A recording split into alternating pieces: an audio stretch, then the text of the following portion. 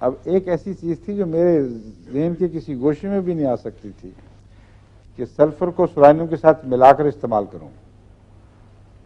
Sulphur کی علامتوں میں یعنی جلدی اور گلینڈز کی بیماریوں میں سلفر چوٹی کی دوا ہے.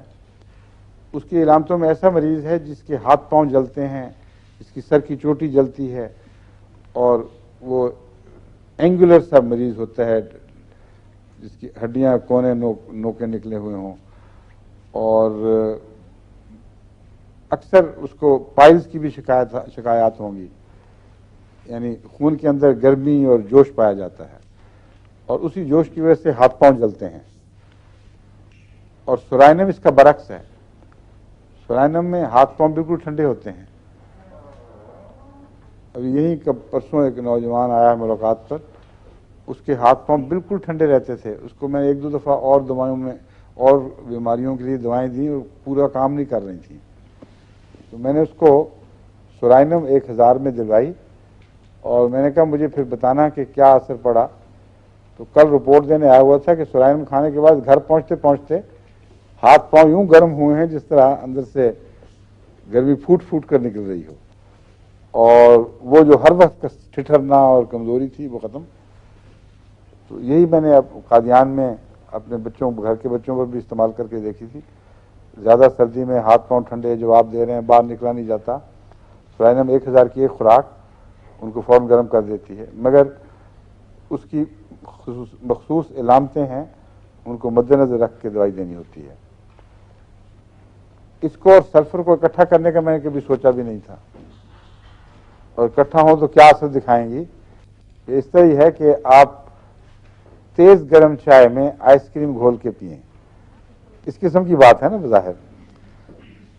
مگر ایک مریضہ کو سلیم صاحب نے لکھ دیا نسخہ، انہوں نے مجھے بتایا لکھ کے. ہوا یہ تھا کہ وہ برس میں عموماً میں سورائنم اور سلفر اور آرسنک سلف لیوم استعمال کرتا ہوں. آرسنک سلف لیوم برس کی چوٹی کی دواؤں میں شمار کی جاتی ہے. 30 طاقت میں دیتا ہوں، اور ابھی میں اس بات میں پچھتا رہا ہوں کہ پہلے میں نے کیوں اس کے اور تجربے نہیں کیے، اونچی طاقت میں دیکھی کو نہیں دیکھا. مگر بس روٹین پہ چونکہ کتابوں نے 30 ہی لکھا تھا، ابھی تک 30 ہی چلا رہا ہوں. جب وہ اکیلی کافی نہیں ہوتی تو پھر سلفر دیا کرتا تھا، اس سے بعض دفعہ فائدہ ہو جاتا تھا، بعض دفعہ نہیں. سورائنم سے بھی یہی ہوتا تھا. پھر میں نے ان کو آپس میں عدل بدل کر دینا شروع کیا، اور کسی حد تک فائدہ محسوس ہوا.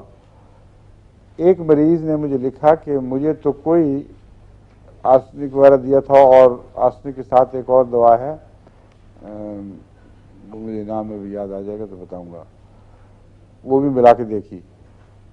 اس کو میں نے کہا کہ یعنی لکھوایا کہ آپ آرسنک سلفر 1000 اور سورائنم 1000 ہفتے کے بعد عدل بدل کر استعمال کریں.